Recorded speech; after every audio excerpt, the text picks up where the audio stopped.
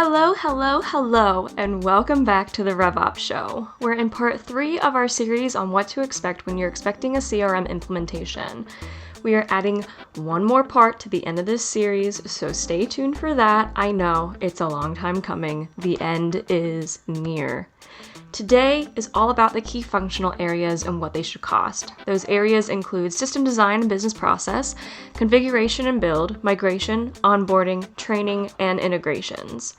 So, if you haven't listened to part 1 or part 2 yet, I would highly recommend listening to those first before we get into the breakdown of these pieces and their costs. And with that, let's pick up where we left off.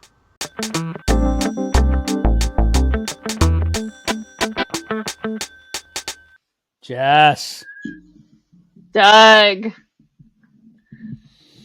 What's going on? It's been a while. It has. We didn't record last week. We didn't record last week or the week before, Jess. Oh, that's right. I forgot. We didn't. Last week was Thanksgiving, and then we didn't record the week before that. We didn't record the week before that because somebody was very stressed. Somebody was. I don't know who that was. I thought you always had things under control, Jess. I'm like a duck. It's time to get things started. So, Jess, we're testing out some new technology today. We are. I can tell you're excited. I can tell you're excited about that. You love it when we test new tech. I love it when we're like, we're going to test it live while we're recording it. That's my favorite. Wait, is there another way to test something? I think you need to go back and look at our UAT QAT episode. I think that might be beneficial for you, Doug. Well, you know how I UAT everything. I know how you do. You go in and you break it. Yeah, but I do it like in real. I don't do it. I know. Like, I know you do it in real. I know. So are you saying that like there's this thing where you test something under non-live conditions? Yeah, that's what I'm telling you. You know, this is a foreign concept to you. I think I read about that somewhere, but I thought it was like science fiction. I thought that was in the same place as the pause button that you're working on. I think you're going to make some of our customers nervous with this conversation right now. You're making me nervous just talking about this. Here's the good news, right? What? You don't let me touch anything that we're actually doing with clients. That is true. I avoid it as much as possible. So they should feel excited. So where are we? We're what, T minus 10 days? Less than 8 days. Here's what I found. 8 days. I leave on Saturday. It's like I leave on Saturday at 4 a.m. We're leaving first. I can't get out of here fast enough. This is like a Disney Hanukkah for you. It is, or a Disney Christmas. I mean, well, the 8 days is what I'm referring to. Oh, the 8 days. I see. Yes. That's 8 fair. days. So Disney, you leave on Saturday. Then when are you back? Monday. Monday. Yeah. The next day, so you're there for 2 days, or 10. 10 days. You're going to be in Disney for 10 days. 9. We'll be there for 9 days. Oh, yes. How is that? How is that possible? That is a legitimate question for this episode. How can you do Disney for 9 days? My question is, how do you not? Aren't you ready? Wouldn't you be done with kids for the next 2 years after that? No, my kids are exceptionally well behaved at the parks. Yeah, but what about everybody else's kids? I just ignore them. You underestimate the bubble of happiness that I am in while I'm at Disney World. So I'm going to send you my GoPro and have someone record. I want to see that. My bubble of happiness. I want to see you. I want to see you walking around. So are you like when I play Boys to Men? Yeah, is that pretty the much. level of happiness you have? It's like 10 days straight of Motown Philly in my head. It's pretty much It's like 10 days of Motown Philly. Wow. Do you sing "It's a Small World" every day? Do you start off with the "It's a Small World"? Why are you trying to start things? No, I'm not a fan of "It's a Small World." I thought that's like what the club did. Do you sing like? That's what the club does. No, I sing it grim grinning ghosts at Haunted Mansion. See, that's more my speed, and then I like all the Grim smells Grinning Ghost? of. I don't even know what that is. I don't even know what that is. It's the song in Haunted Mansion. Do you sing the Mickey Mouse Club song? Sometimes. I'm not going to do it right now. Morning? Yes, pretty much. Mickey Mouse roll call. That's what we do. And then when you leave, do you do MIC? See you real soon. KUI. Yep, exactly. That all plays in my head. Yes. Oh, it plays in your head, but you're not like you don't like in the hotel room with the family. You don't do that as a I don't do ritual. that. No. But you're doing more than just Disney. Well, I mean, it's all in Disney, but you're doing like the whole like you're doing the special thing that got launched like a year or so ago. Yeah. Yep. We're doing. What's Star that Wars called? Too. The Star Wars experience. Is that what it is? The Star Cruiser, the Galactic Star Cruiser, the Halcyon. We're going to be staying on the Halcyon. And don't you get like a whole thing of stuff that you get to like play with or something? Like, isn't there? Yeah, there's lightsaber training. There's droid races. There's we get data pads and magic bands, and do you get to keep the data pads? The data pad is on your phone, so it's an app on your phone. Oh, you don't get. So yes, you don't get like. Yes, I can keep the data pad. You don't have to turn in your phone. You have to turn in your phone. No. Oh, you're even wearing a Star Wars shirt today. I am. I'm preparing. I'm ready to go. Let's do it. Now, do you to get in? Do you have to recite a long, long time ago in a galaxy far, far away? I don't think you do. Though the people I'm going with probably will, because they're massive Star Wars fans. So my husband's going and a friend of mine's going, and they're both huge Star Wars fans. So I have like, what if you're a Star Trek fan? What happens then?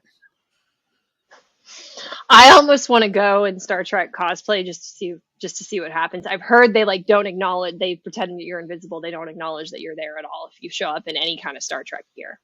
That's what I've heard. What if you brought like a communicator? We are down a rabbit hole on this. We are spending way too much time on this. And you know what I know scares you? What? Man, my face is so big on this. Look at it. That's like bizarre. You know that I could go the whole hour having this. I know. We could. This will be the episode. Jess goes to the one where Jess goes to Disney World. That's what this will be. The one where Jess goes to Disney World. That's right. Yep. Alrighty, so we're not talking about the Star Cruiser. We'll do that next week. We can next week, because then I'll be like just knocking on the door of it next week. I'll be leaving in less than 12 hours. Should I come ready with knocking on heaven's door as our intro song? I think you should. I'll be disappointed if you don't. Because that's basically heaven's door for you, isn't it? Pretty much, yeah. Like heaven to you is the Magic Kingdom. It is, yeah, pretty much. So I'm sorry, last question for today. Last question, because I understand there's something else we're going to talk about. Which is your favorite park? So I love Epcot, but that's because I went in the 90s That's because they have alcohol as there? an Epcot. Well, the food and the drinking is my favorite ride in Epcot. So the food's amazing, but also because I went in the 80s and 90s as a kid. We went every year, so there's a certain group of like kids that went to Epcot in the late 80s, early 90s who have a love for Epcot. So that's my favorite park. Alrighty, so what are we talking about today, Jess? We are on part 3. We are on part 3 of what should you pay for CRM implementation. What to expect when you're expecting a CRM implementation. There we go. Part 3 of that. So where do you want to start? At the beginning. I think where we left off started on a stormy night, October 19th. I guess it started October 18th, 1967. Because that's when your mom went into labor. Is that why? Anyway, so we were the one where Jess asks about when Doug's mom went into labor. Sorry, go on. Sorry, Anna. So we were on areas of costs, and Yeah, so we talked a little bit about status quo last time. I think that's where we ended did. on something. Who Yep. knows? So long ago. It was so long ago. The thing the thing to keep in mind as you're thinking about costs, and it's really easy to get lost. And I think we started on part one with this. It's the John Ruskin quote: "It is unwise to pay too much, but it's worse to pay too little. When you pay too much, you lose a little bit of money. If you pay too little, you may lose everything." And so one of the things that's really crucial to understand is whatever you choose, it has cost associated to it, right? And we talked a little bit about that in the last episode on the types of cost, Right. So what when you're talking about changing CRM, the keyword in changing CRM is change. And so one of the things you have to understand is there is a cost of changing, and there's a cost of not changing. Mm-hmm. And then further, as we talked about in the strategy, and we've talked about many times in different episodes, there is no 100% right. There is no every item on your wish list is going to get checked off, right? And by the way, as a side note, I mean, maybe one day we'll talk about selling technology, but as a side note, I know one of the places where I see sales side get in trouble is they want to satisfy every desire. Yeah. And it actually makes that harder to understand what's going to be involved. But you've got to think about what is the trade-off that you're making so that you can understand, so that you can have a rational or as rational a evaluation of cost, right? It's never going to be fully rational. It's always filled with emotion. But as we talk about in other places, don't buy technology, hire it. What are you looking to do this for? Remember, you're not changing the CRM to change the CRM. You're changing the CRM, or at least you should be, because there's a business issue. There's ultimately a result. There's a performance element that needs to be done. And so that gets into just a really important element, because one of the things that's going to happen when you do a CRM implementation, at least if you do it right, is you're going to turn invisible costs into visible costs. What do you mean by that? So, and just this might scare you. Do you know in the last 18 months, we've been involved in more than 100 CRM implementations? I didn't realize that was the number. No, that's a lot. And so, and by the way, I've been involved in more than 100 CRM implementations because I'm involved in the ones where they say no to us. Right. And so there's, I would say very rarely is someone surprised to the low side when we look at what the cost of implementation is going to be. And the reason, and they're like, well, do we really need that? And of course our favorite, we just want to keep it simple. We just want a simple implementation. All we need is right. And so, so a company I'm working with going through a very good, very considered approach to making this decision. They were talking about, hey, Doug, one thing you need to understand is currently, we're paying our current CRM vendor, and they have an on-prem old CRM. So they pay a maintenance fee every year. So we're paying our current CRM vendor, we're only paying them $30,000. Right? This is, so wherever we go, it's going to be significantly more than $30,000. And I made the comment back to them, well, you're only writing a check for $30,000. Yep. Right. But all the friction, all the things that we talked about, all the, the underlying support, all the things that you can't do, those are all hidden costs, right? The latest research from CSO says 30% on average is the amount of time salespeople spend selling, right? That doesn't show up on a line item. Right. Think about this. If I can get you from 30% to 35% sales time, right? Mm-hmm. Basically speaking, for every 5 salespeople you have, you just added 1 salesperson. Yeah. Right. So you don't see that cost. right? And so if we want to unlock that type of productivity, then, you've got to get the things set up, configured correctly to be able to do that. And so that lost productivity, that added support time, that loss of functionality, those are all invisible costs. Yep. Right. And now someone's going to come in and say, to configure this correctly, you've got to write a check for. Mm-hmm. Right. And then here's another thing that you have to keep in mind. While I will say that you should, I actually think I came to a specific number on here. If you have fewer than 25 salespeople, you should be launching your CRM at least 2 times per year. If you have 25 to 50 salespeople, you should be launching your CRM at least 3 times per year. And if you have 50 or more, you should be launching your CRM 4 times per year.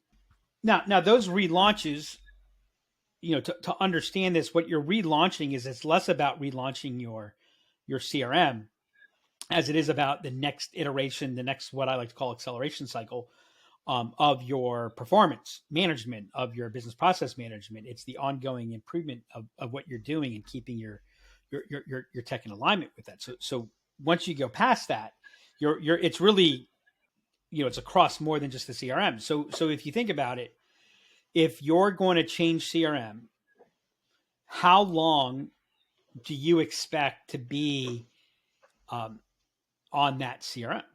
Yep. And I think conservatively, you would look at it through the lens of, if we're on it for less than 5 years, then we fail. And if we're on it for 5 years or more, then, we at least got that. We at least, like that. To me, that's the minimal acceptable threshold. And I want to emphasize, acceptable is a part of that threshold. And I think it's fair to expect that you should probably be on it for 10 years. It is likely that over a 5 to 10 year period, even with relaunches, there's going to need to be something more than just a relaunch, just because of, the nature of change, the rate of change, et cetera. But let's just say somewhere. So your target is going to be, if you're going to amortize your CRM implementation costs, your target should be, you should be thinking in terms of 5 to 7 years, and absolutely minimum 3. It's kind of like buying a house before you grow out of it. Well, and so the point that I'm making here is that what you're doing is you're paying up front.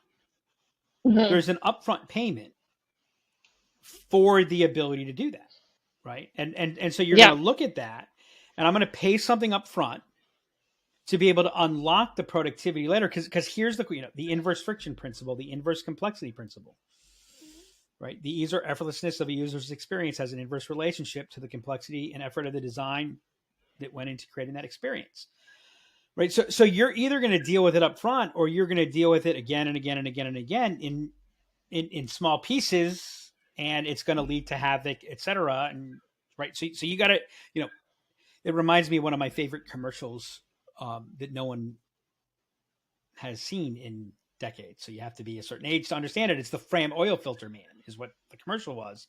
And the Fram oil filter man said, so Fram made oil filters for cars, Jess. That's a car. Mm-hmm. Okay. Thank you. And they were premium oil filters. So, a very commoditized thing. Why am I going to pay more for their filter than somebody else? And so it was the Fram oil filter man was this car repair guy. And he said, look, you can pay me now, you can pay me later. Right. And so he's in there, replacing an entire engine. Right. You can pay a few bucks more here, or right. And that's kind of what you're looking at. So you really have to think about what's the cost of changing, what's the cost of not changing. You can't just look at it as what's the cost of this. You have to look at what is the cost of the alternative. Yep. All right. So now let's break down the different areas of cost involved in an implementation. So first we've got system design and business process design. So I'll give the categories first. Okay. All right. So cool. So there's a cost that you're going to allocate system design, business process, the configuration and build of the tool, migration, and within migration you've got data and assets, onboarding, getting the users set up and prepared, training, which coincides with onboarding, but it's different enough. And then what integrations are you looking at? right? Are there Yep. other tools that you need integrations with? Do you need a custom integration? Are there pre-existing other integrations that are available? Can you use just a straight middleware, iPaaS type thing? But those are basically, like, those are the key functional areas that I would that I identify and talk about. So, do we want to dig into each one of these and kind of talk through? Jess, as you've said to me many, many times, I have no authority. So You have no authority here. yeah. Yeah. So what's involved as far as system design and business process design? I'm gonna make a bold statement. I'm gonna acknowledge that it's a self-serving statement. Okay. But I learned a long time ago, just because it's self-serving doesn't mean it's not true. And I would say the reason that it is self-serving is because it's true. And what I mean by that is, we take the approach that we take because of this. And that is, your implementation and your experience with a new CRM will only be as good as the underlying system design and business process that drives the implementation. And so the thing about system design and business process design is that, first off, it is not directly connected to the CRM. Right. And so it is very intangible. It also kind of violates a little bit of what does everybody want to do? They want to jump in and execute. And look, I get it. You're going to make a big investment in a tool, and hey, let's use it. So it's the comment we get frequently when we're, I would say, usually 2/3 of the way through. We've had this for X amount of time, and I want people in starting to execute. Yeah, and we get that less because we manage it better now. But we get the so we start everything with a road mapping, and we actually do business process mapping. And the number one comment that we get is, this feels really complicated. Yeah. Right. And the point is, it is complicated because that's what's actually happening, and that's why your existing CRM isn't working. That's why you're looking at doing something new, right? The prime directive is, the business process must drive the technology. The technology should never dictate the business process. How do you know if your business process is clearly defined enough to drive a successful implementation? Mm-hmm. You won't have to ask that question, right? If you've got the clear business process, you've got clear business process, right? And by the way, if you've got clear business process that's driving your implementation, you might be changing your CRM, but it's not the same thing as truly a CRM implementation. We talked about that a little bit in the first episode, right? And so system design is all about, system design is, and we're talking about big system, not technology as the system. Right. It is the structural approach. It is all of those things that create the environment for success. Right. It's it requires tremendous business acumen. It's breaking into and understand and documenting your underlying motions. And so one of the reasons that this has never really been core to CRM implementations is that, if you look at where most implementers come from, they come from a tech perspective. And only really up until recently it used to be, to do any type of CRM, complicated CRM implementation, your tech acumen needed to supersede everything. Right. And so that's part of the reason why the tech always found its way into the driver's seat. So it gets missed, right? And it comes into the, no, look, we just want to, we understand we need that, but really we just need something simple, right? Well, okay, you can do that, but your experience is going to be unstable throughout everything. And so, we're going to start small and then grow from there. And then we're going to complain that we've got an adoption problem or we've got a utilization problem. Well, of course you have an adoption or utilization problem, because it's not actually solving for the user. Right. Right. And so if that's not a part of it, and I'll acknowledge to anybody that's listening, we are typically priced higher than most of the alternatives, at least that I've seen it. And I'll share with you, we strive for that. Right. Mm-hmm. That's not accidental.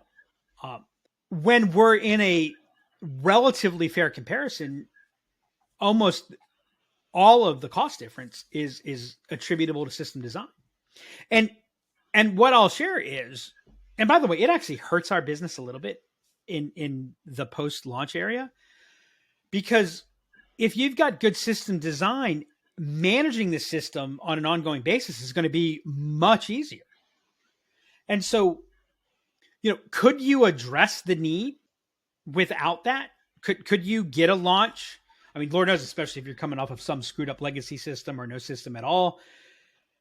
Yeah, you'll get some improvement, but then managing it and keeping it going and keeping the juice for the squeeze and all those things, that becomes a very heavy experience. And that's why the CRM ends up and the business units end up becoming dependent again on tech teams, on IT teams, because there is no other thing that's really driving it. And then, oh, by the way, and this is something, I think we talked about this in an earlier episode.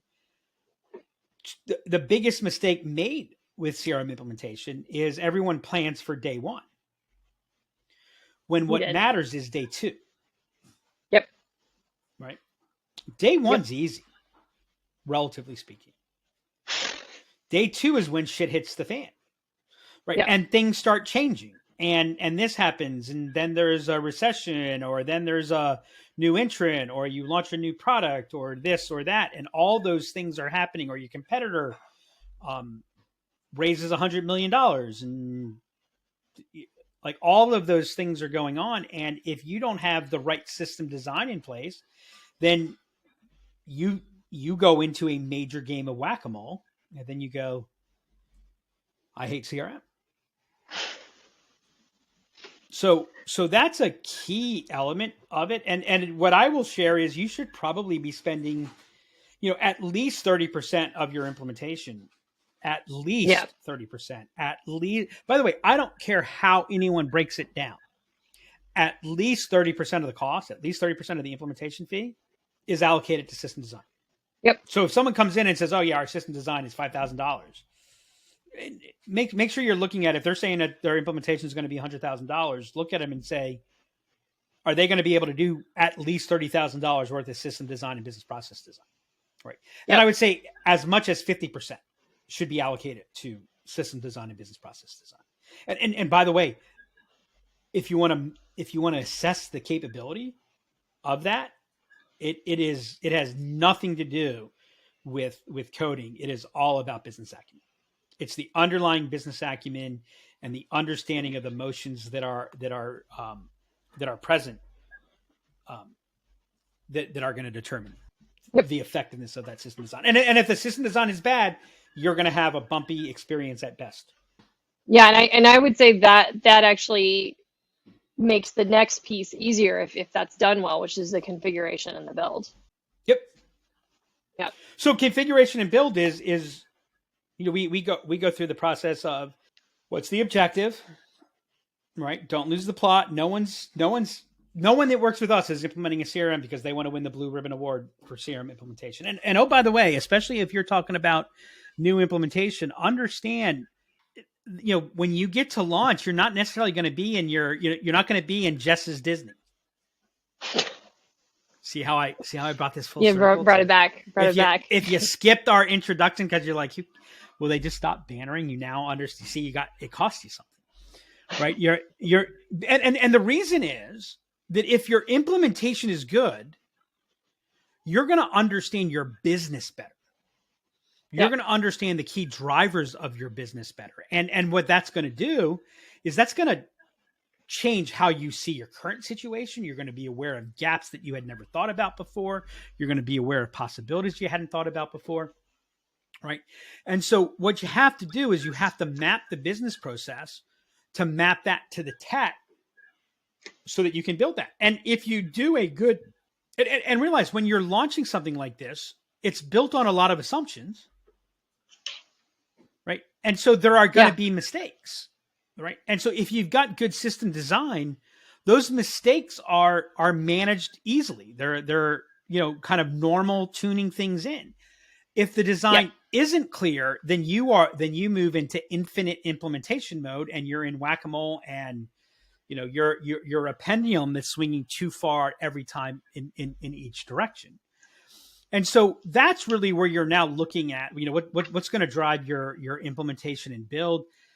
How big and complex is your is your platform, and that's going to be related to kind of what's your object orientation, modules, or with our preferred tool, how many hubs are you looking at, and then how many people are going to be using it. So if you're on the areas, and again, CRM tends to be seat based. So who are the primary seat motion? So you kind of have primary, secondary, and tertiary. What are the numbers of those? And that's a pretty straightforward element. As you're adding more people, as you're adding breadth to what you're doing, that's going to drive your configuration and implementation. By the way, what tool are you using? One of the reasons that we like to use HubSpot is we can do some very powerful things. We can do a lot of custom things, and they don't require us to get into code. Yeah. Right.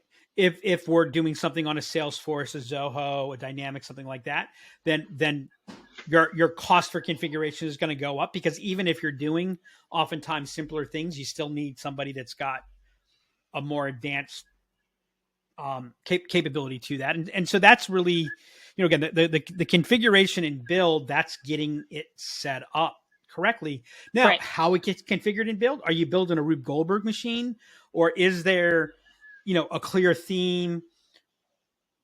Is there a consistency to what's being built? That's going to be crucial to what your day 2 experience is going to be, and to how easy or how simple you're going to be able to do your relaunches, your tests, and things like that. Yep. All right. So the next area is my favorite, which is migration. Well, half of it is your favorite. Half of it. Fair. Data migration. And so I'm going to talk about asset migration first, because asset migration really is more involved when you're migrating a marketing automation platform. But there are still assets. What types of documents? What type of libraries? What type of collaterals are being managed in the tool? So, and again, that gets into a breadth element, and then you need to understand what are your, what underlying automations might exist. What is the underlying flow? That kind of gets a little bit back into configuration and build. But again, the breadth, the depth, how much is pre-built, how much has to be rebuilt, that's going to drive your asset migration costs. From a data migration standpoint, that's getting all the key data, right? And there's different types of data. There's entity data, which is your typical database structure. There's activity data, historical emails, calls, tasks, like all those things. Entity data, all things being equal, entity data is a simpler, more direct mapping, if you will. Activity data gets more complicated, adds a level of complexity. So they're not the same. And people that break it down to be the same, and by the way, HubSpot just launched the ability to import activities, which is great. But it's also not, it's still not the same if you're trying to keep the same, if you're coming off of a tool and you want to keep that same experience, there's it is a level of complexity that needs to be accounted for. And so what you need to look at here is how much data, how many records, how many objects. You got something to say? I was going to say also how many fields. I was going to go there. I'm going to say that that's a secondary element, though. I don't agree with that. An incremental record has more impact than an incremental field. Okay. I see what you're saying. Okay. And to some degree, when we talk about the fields, I'm going to get into that's where I get into structure. What is the structure of the data? If if your data's all over the place, and I mean, we've seen contact data that belongs in company, deal data that belongs in this, right? Those are the places where fields becomes a major element. Yeah, and but again, it's more of that structure. Yeah, and that's what I'm thinking about. Yep. Right. Yep. And so what this really gets at too is, what are you migrating from? What are you migrating to? If you're migrating to a HubSpot, a Salesforce, and you're coming off of a Pipedrive, a Monday, a Lasso, et cetera, you've got an issue where you're dealing with a tool that is not truly multi-object. And in some cases, it's just like, are you coming off of a SQL and that doesn't map up head to head, right?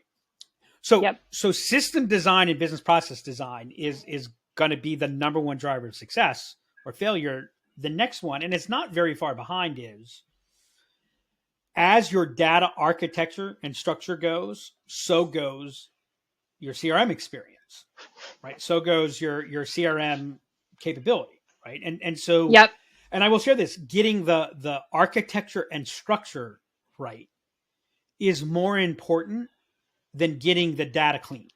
I 100% agree with that. Right. And it's so the part where I see people get hung struggle. up. Yeah. Well, they obsess about the data accuracy and ignored the architecture and structure.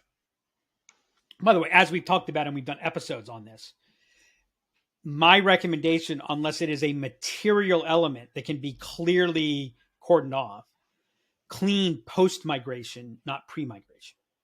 Yep. But if your data is in alignment, that's going to bring the cost down.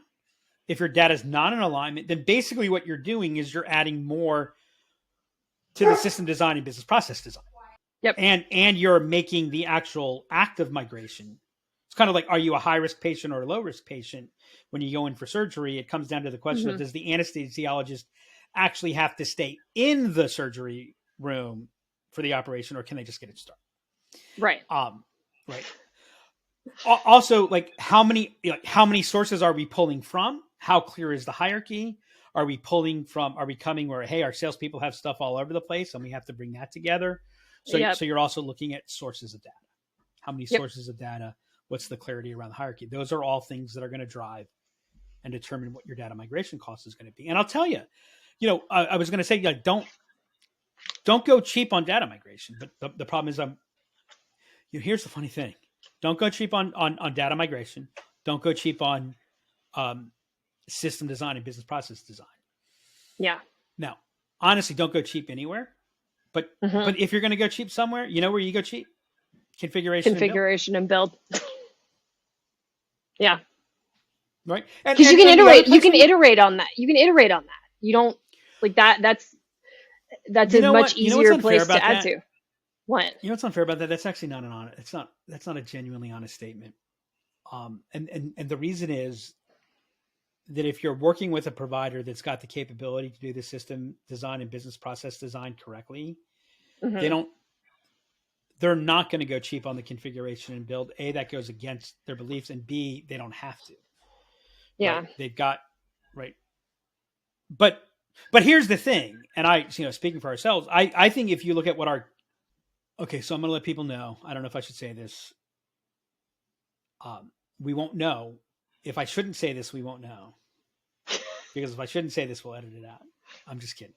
When I'm not a fan, for a bunch of reasons from a sales strategy standpoint, I'm not a fan of breaking down individual costs when we're, when we put something forth. We say, here's what it is.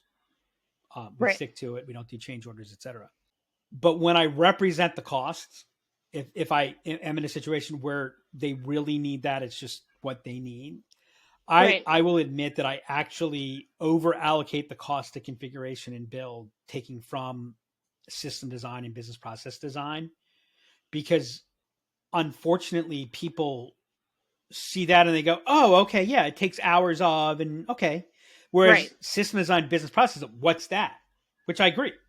Like, that's a harder thing to get your head around, which is why it's actually more valuable. Right. Right. And so the reality is, if you took a look at our configuration and build cost, I mean, frankly, I think we undervalue it. I think, if I think of it when I put my business finance hat on, I'm like, hey, we should be right. But we can implement it with less pain, if you will. So anyway, so that but your data structure and understanding that migration, because again, what happens, and this is why all you need is the four most dangerous words, and this is why, by the way, there is going to be a part 4 at least, because there's a whole nother section that we're going to add, which is how long should an implementation take. And everybody's like, why can't I have this in 4 or 5 weeks? And it's like, well, you can't have it in 4 or 5 weeks because your data architecture is totally screwed up. And if we start bringing it in without a clear data architecture, then we're going to be working from behind the 8 ball constantly. And can't wait to talk about this. Right. And so it, I get it, I want to move into my brand new house that's being built the next day. But if they came in and they said, guess what? We just built your house in a day. I might not actually be comfortable moving in. Right. So we'll talk. So that the migration element is more about the mapping and it's not as simple as just, this field to this field, because you have to understand what's the plot behind it. What's the business process behind it? Well, so it's interesting that you bring that up, and I don't want to get too far in the weeds here, but when we do a mapping exercise, the most common question that we ask is, how is this used? What is this for? When we go into the fields, because and sometimes we'll get that, well, we need it, but we don't need to. And it's like, no, you need to explain to me what that's for, so we know when we're mapping and building things out that we're doing it the right way. All right, so onboarding and training, which you said are two different things, and I'm curious.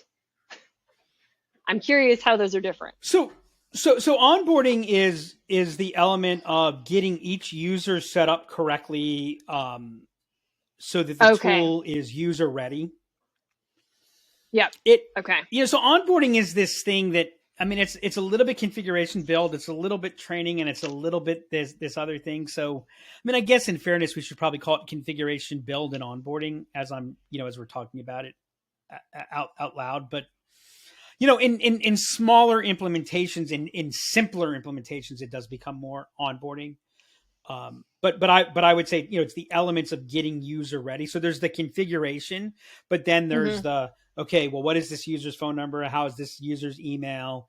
What's unique permissioning, matching that. And that just comes down into like, how much are you going to pay there? That's going to be, what's the level of complexity? How many different roles, how many different uses are there? Onboarding would also be, okay, this person's view should be structured like this. This other, or this role's view should be structured like this. This other role should be structured like that. So it's really just getting the tool to be fully user ready, and providing the base level of knowledge so that the user understands what is available to them. Yep. And then as far as training goes, so what's entailed there? So what's going to drive your training? What's going to drive your training is, as much as anything, what type of training do you want to do? There's the standard demo training. And what I say the standard demo training is, I believe that far too much training just looks like a demo. Here's how you do this, and here's how you do this, and here's how you do this. And that can work. And by the way, what my suggestion there is, if you're going to do that, you should kind of treat it like, I don't know, General Business 101 or Humanities 101 at college, 300 people in a classroom. It should be probably not 300 people in this case. I was exaggerating. I saw your face, Jess. But, very broad, very big, very, very, very big training. And you're basically going through, and that's going to be very base level. It's not going to, I mean, frankly, if you're going to go that route, I would actually do video-based training. But yeah, I was gonna say in that instance, video is better. Different strokes. As you begin to roll it out, so I prefer, especially if we're doing something a little bit more complicated, I prefer to do training groups. I'd like to keep the training groups to 20 or less. Yep. Right. Understand when you're doing training, you're paying more for the training session, more than just the training session. There's a whole aspect of what is the design of the training that's going in. How much of the training do you want to have be upfront? How much do you want to be sustainable so that it supports going down? Now, this is what everyone gets wrong. Everyone gets this wrong. everyone. So do you want direct training? Mm-hmm. The implementer trains the users. Mm-hmm. Do you want train the trainer? Yep. Now, what I'm saying about train the trainer that everyone gets wrong is a lot of people say, look, we just want you to train some of our key people and then they'll train everybody else. And why do they say that? They say that because they think, well, that's going to be a lot simpler. Right. And so it's going to be less expensive. And yeah, it's going to be cheaper. Yep. It's going to be cheaper. Right. Yep. And it's not going to work. Right. Train the trainer is actually more expensive than straight training.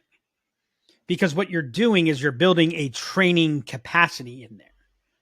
Right. If you want to train the trainer because you want to be easy pass through and we've got this, then go with video-based training. So that those and the way the new team gets trained, we just bring in but train the trainer requires that the trainers understand the underlying system design, the underlying theory behind it, the whys, the where, the how-tos, wherefores. It's more than just saying, okay, here's the steps that you go through, because that's what kills CRM. You know, that's our image of the sidewalk versus cutting through the grass, right? No two instances are ever exactly the same. So you need to be able to account, like it's standardized, but the situation is always slightly different. So if you don't have that full understanding and you don't understand the elements of training, then the training experience isn't going to be effective. And yeah, you'll save a couple bucks here, but you'll fail to get. Yep. So what I'm hearing from you is that's not a cost that you pay. That's a cost on the person, like your person internally that you're having do the training, and then it's a cost on the users who are going through the training, because that experience won't be as good as if you had, a trainer who understood all those things running it. Yeah, so the hidden cost there is that the tool's not going to work like it's and you're not going to be able to iterate well. It's going to fall off. Yep. Again, I actually think that train the trainer is the preferred method. Like I would prefer to do train the trainer. But the reason you do train the trainer is not because that's the simpler, quicker, less expensive way to do it. It's because you want to do it in the full, more robust way. Gotcha. And then so the to bring this all together. Oh, sorry. Oh, go on. Oh, integrations. Integrations. Yep. So integrations. I'm gonna kind of put that to the side, and maybe we do an episode on that. Okay. That gets into what's getting integrated, what's the underlying structure, what's the business use behind it. In your CRM, like what I'm going to share with you, in just a moment. This is the thing everybody has been waiting for. I'm going to get it's really outside of custom integration. Custom integration would be additional. The best way to think about going into something, what to expect for CRM implementation, is if you consider what your first year license fee for the tool is, you're going to pay somewhere between 50 and 200% of your first year software cost. Now, if you're simpler and larger, so if I'm a $400,000 implementation, I'm more likely going to, that's actually going to bring me down to the lower end, just because, there's a larger base number. Now, if there's, if you're $400,000 for the software and there's a whole lot of complication, yeah, it could very easily get to the 100%, even 125%. If you're down towards the $40,000 or $50,000 for the software, I think that you'll see you could very easily get up to the 150 to 200%, because again, what you're setting up, I mean, in a lot of ways, going from 25 people to 250 people is not multiple levels of more complicated on just the people side. So that's where that amortizes. But going into it, generally speaking, as a rule of thumb, what you should expect is somewhere in the 50% to 200%. And if you want to be a little bit more prudent, 50 to 150%. I think getting above 150 really needs to, those are more outlier.